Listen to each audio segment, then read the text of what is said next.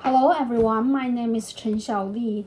In my EMBA course, I learned about the concept of United Nations SDG, which means Sustainable Development Goal. Before, I never thought I'd be part of UN. After learning that, I realized SDG is really important for every human being, even for the whole world.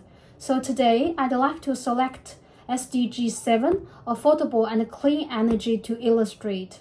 I don't want to talk about policy or technology. I want to doing two part. So the first part, I'd like to tell my story of a normal car user, of new energy car user, and the second part, I will interview my friend Eddie, someone who like me to calculate his social return on investment (SROI) of his choice of a new energy car. My old car died last year. I cannot really use, so I need to change to a new car. My neighbor said that you get an EV car, it's much cheaper. So I make a calculation. So for petrol car, it cost me around 7 RMB per kilometer. But for EV car, it's only 1.5 RMB per kilometer. For example, I drive 1,000 kilometers per month. So for old petrol car, I need to spend 7,000 7,000 RMB a month.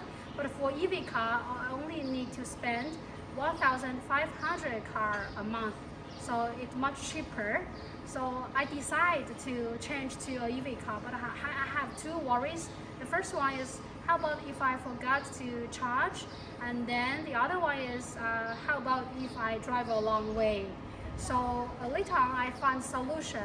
The first one is I install a faster charger at my apartment. So it only needs 3 hours can charge full of my car.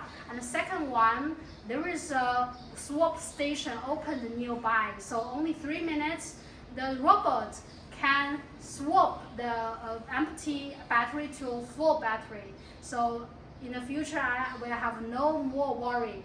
And 6 months later, after I changed to an EV car, my son said that the air seems much better than before. So I was asking myself, is really my car making any differences to the environment? Hello, today I'm going to interview Miss Eddie. She's also an EV car user. Hi Eddie, how long have you been using EV car? Hi, I have shifted from the traditional oil car to EV car for more than 3 years. So when you make the decision, have you ever calculated your SROI? Yeah, I've used the real number to calculate the SRI for reference. Okay. First, outcome one is the fuel savings. 1 year, I saved the fuel savings around 36,000 RMB. Okay. Second is by using the source station. I saved around 34,000 RMB. Third is the health benefit to the neighborhood. I reduced the local health care by 8,000 RMB. Fourth is the climate benefit.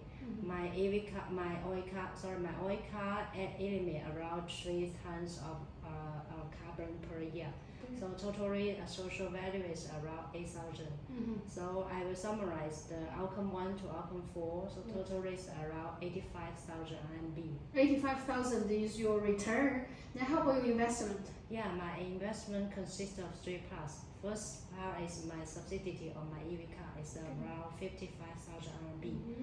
Second is around my using share source station. It's around 15 RMB.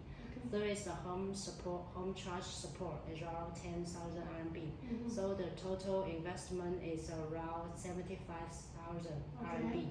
Yes. So the return SROI, I will use the social return divided by the investment, and the result is about 1.14. So 1.1 for only 1 year, yeah. But for a car, it can use more than 10 years. So if we multiply by 10, then we could easily get 4 versus 1. That's a good number. That's a good choice, yeah. Yeah.